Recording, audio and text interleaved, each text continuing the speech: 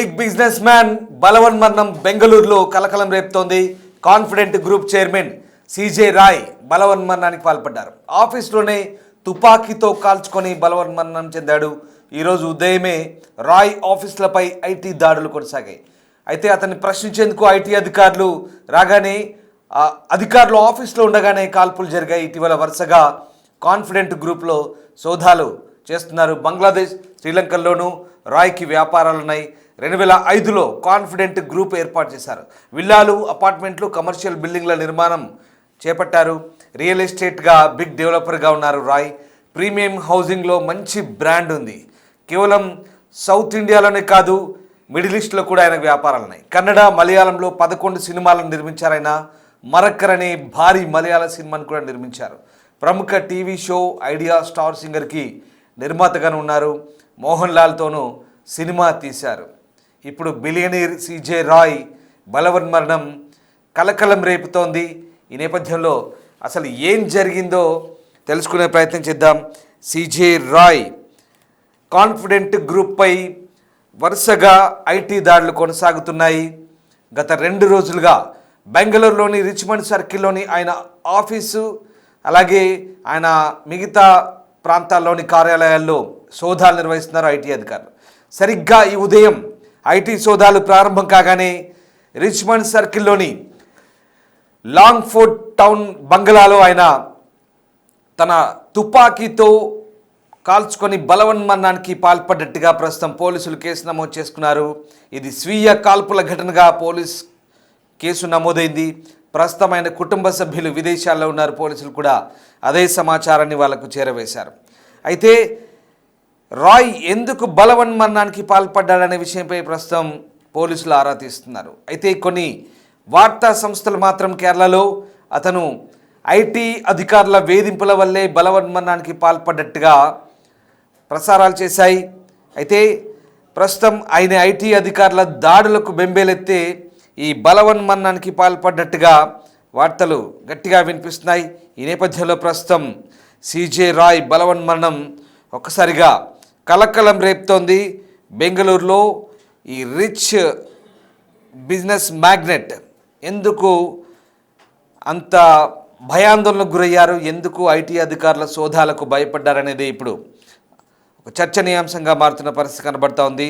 ప్రముఖ real estate సంస్థ confident group వ్యవస్థాపకుడు, చైర్మన్ అయినటువంటి సిజే రాయ్ శుక్రవారం బలవన్మరణానికి పాల్పడ్డ ఘటన దేశవ్యాప్తంగా తీవ్ర దిగ్భ్రాంతిని కలిగించింది. ఆదాయ పన్ను శాఖ దాడులు జరుగుతున్న సమయంలోనే ఈ విషాదకర సంఘటన చోటు చేసుకుంది. బెంగళూరులోని రిచ్మండ్ సర్కిల్ ప్రాంతంలో ఉన్న తన ఆఫీస్లో ఆదాయ పన్ను శాఖ అధికారులు కంపెనీ పత్రాలను పరిశీలిస్తున్న సమయంలో డాక్టర్ సిజే రాయ్ ఈ తీవ్ర నిర్ణయం తీసుకుని తెలుస్తోంది. ఘటన జరిగిన వెంటనే అత్యవసర వైద్య సహాయం అందించేందుకు ఆసుపత్రికి తీసుకెళ్లారు. అయినప్పటికీ కూడా ఆయన ప్రాణాలను కాపాడలేకపోయారు. ఆదాయ పన్ను శాఖ దర్యాప్తు కొనసాగుతున్న వేళ ఈ ఘటన చోటు చేసుకోవడం పలు అనుమానాలకు దారితీస్తుంది. ఈ వ్యవహారంపై అధికారికంగా ఇంకా పూర్తి వివరాలు తెలియాల్సి ఉంది. పోలీసులు అయితే కేసు నమోదు చేసుకొని దర్యాప్తు ప్రారంభించారు. డాక్టర్ సిజే రాయ్ సౌత్ ఇండియాలోనే ప్రముఖ వ్యాపారవేత్తగా గుర్తింపు పొందారు. ఆయన స్థాపించిన కాన్ఫిడెంట్ గ్రూప్ కర్ణాటక, కేరళలో వందలాది నివాస వాణిజ్య ప్రాజెక్టులను చేపట్టి రియల్ ఎస్టేట్ రంగంలో విశేష స్థానం సంపాదించింది. అలాగే ఆ సంస్థకు మిడిల్ ఈస్ట్లో కూడా కార్యకలాపాలున్నాయి. ఇక ఆయన విద్యా కార్పొరేట్ నేపథ్యం ఉన్న వ్యక్తి కూడా చెప్తున్నారు. కాన్ఫిడెంట్ గ్రూప్ వ్యవస్థాపకుడు, చైర్మన్ అయినటువంటి ఆయన స్విట్జర్లాండ్లోని జ్యూరిచ్లో బిజినెస్ స్కూల్లో బిజినెస్ అడ్మినిస్ట్రేషన్లో డాక్టరేట్ కూడా పొందారు. అలాగే కాన్ఫిడెంట్ గ్రూప్ స్థాపించడానికి ముందు ఫార్చ్యూన్ 100 కంపెనీలతో కూడా కలిసి పనిచేశారు.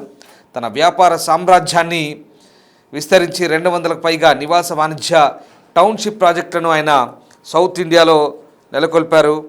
దాంతోపాటు మౌలిక సదుపాయాలు, అలాగే టూరిజం, హాస్పిటాలిటీ, ఎడ్యుకేషన్, అలాగే విమానయానం, రిటైల్, ఎంటర్టైన్మెంట్, అంతర్జాతీయ వాణిజ్యం లాంటి రంగాల్లో ఆయన పెట్టుబడులు పెట్టారు. బెంగళూరును కేంద్రంగా చేసుకొని ఆయన అంతర్జాతీయ స్థాయి కార్యకలాపాలు కూడా కొనసాగుతున్నాయి.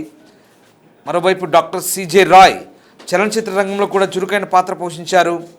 ఆయన నిర్మించిన సినిమాల్లో ప్రధానంగా క్యాజినోవా, 2012లో నిర్మించారు, అది మోహన్ లాల్తో కలిసి. అలాగే లేడీస్ అండ్ జెంటిల్మెన్ అనే సినిమా, ఇంకా ఐడెంటిటీ, మరక్కర్ అనే సినిమాలు కూడా చాలా హిట్ చిత్రాలుగా నిలిచాయి. అలాగే బిగ్ బాస్ కన్నడ సీజన్ 10కు కూడా ఆయన స్పాన్సర్గా ఉన్నట్టు తెలుస్తుంది.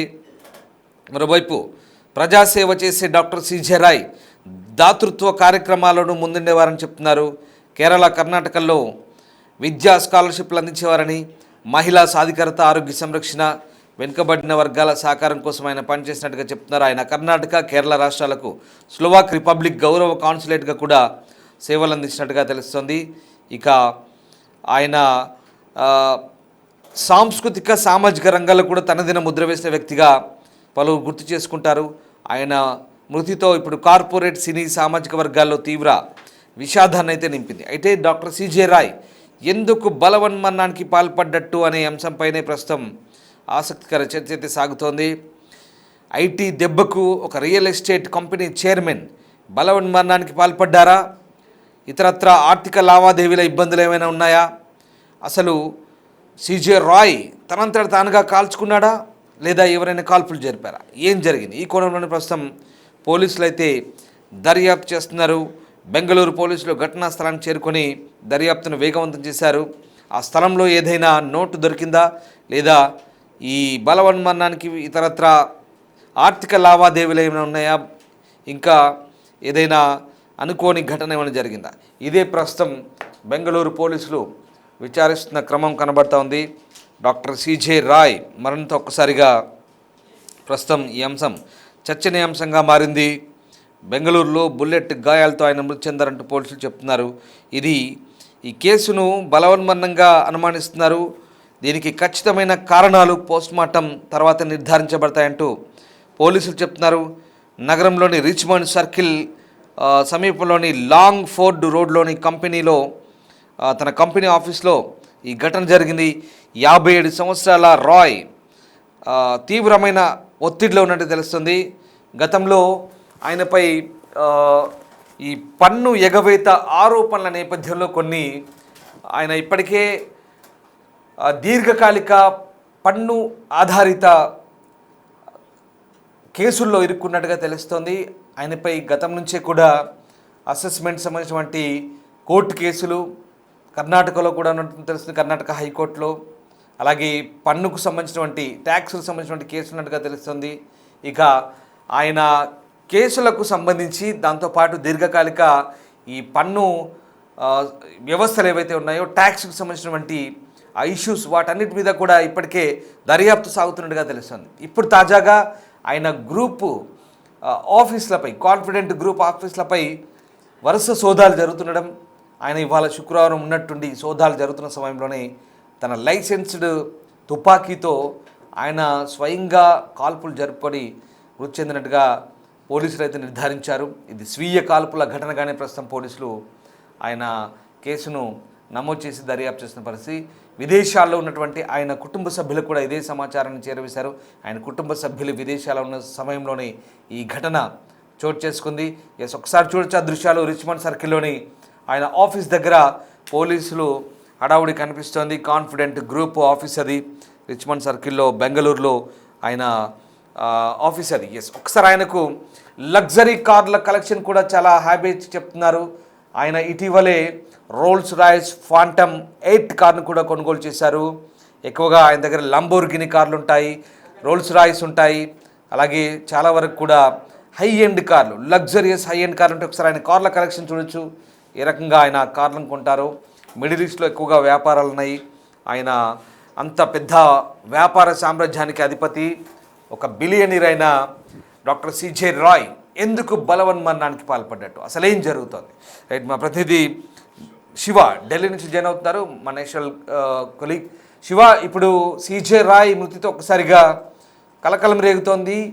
ఒక బిలియనీర్, ఒక బిగ్ బిజినెస్ మ్యాగ్నెట్ అయినటువంటి సిజే రాయ్ ఎందుకు బలవన్మరణానికి పాల్పడ్డట్టు, ఏం జరుగుతుంది, ఎలాంటి చర్చ జరుగుతుంది? ఆత్మహత్య వర్గంలో విషాదాన్ని నింపింది. Confident group chairman CJ Roy suicide అనేది ఇప్పుడు తీవ్ర చర్చనీయాంశం. ఆసక్తిని తుపాకీతో కాల్చుకుని సిజే రాయ్ బలవన్మరణానికి పాల్పడినట్లుగా కూడా తెలుస్తోంది. ఈ ఉదయమే సిజే రాయ్ ఆఫీసుల పైన ఐటీ సోదాలు నిర్వహించింది. ఈ నేపథ్యంలో సోదాలలో ఏమైనా అవకతవకలు బయటపడ్డాయా, అసలు ఏం జరిగింది సోదాల సందర్భంగా, సోదాలకు వచ్చిన అధికారులు సిజే రాయ్ తో ఏం మాట్లాడారు అనే అంశాలపై ఇప్పుడు ప్రధానంగా చర్చ కొనసాగుతుంది. ఐటీ అధికారులు కూడా రాయ్ ని ప్రశ్నించినట్టు కూడా తెలుస్తోంది. అయితే ఆఫీస్ లో ఉండగానే ఒక పక్కన ప్రశ్నిస్తున్నారు, మరో పక్కన ప్రశ్నించి ఆఫీస్ లో ఉండగానే ఐటీ అధికారులు అందరూ అక్కడ ఉండగానే కాల్పులు జరిగినట్టు కూడా తెలుస్తోంది. ఇటీవల వరుసగా కాన్ఫిడెంట్ గ్రూప్ లో ఐటీ అధికారులు సోదాలు నిర్వహిస్తూ ఉన్నారు. ఈ నేపథ్యంలోనే దానిలో ఏమైనా అవకతవకలు జరిగి ఉండొచ్చేమో అనే కోణంలో కూడా పలు అనుమానాలు, ఊహాగానాలు వ్యక్తమవుతూ ఉన్నాయి.